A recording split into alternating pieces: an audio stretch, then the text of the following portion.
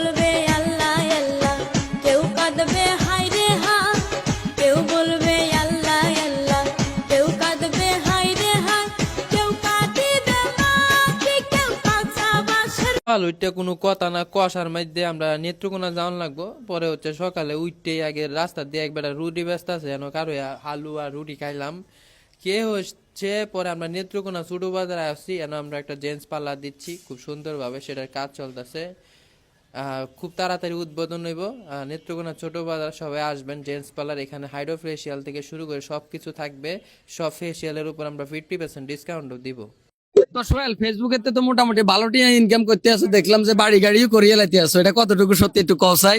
হ্যাঁ, আলহামদুলিল্লাহ, মানুষের ভালোবাসায় ফেসবুক থেকে ইনকাম করতেছি এবং একটা বাড়ি দিচ্ছি অলরেডি। হ্যাঁ, বাড়ির কাম শেষ হয়েছে নি? হ্যাঁ, বাড়ির কাম প্রায় শেষের দিকে, এখনো শেষ হয় নাই, কিছু কাজ বাকি আছে। ও আচ্ছা, তাড়াতাড়ি কামটি শেষ করো, আমরা কিন্তু বেড়াইতাম যাইম। অবশ্যই অবশ্যই, সবাইকে ইনভাইট করা হবে।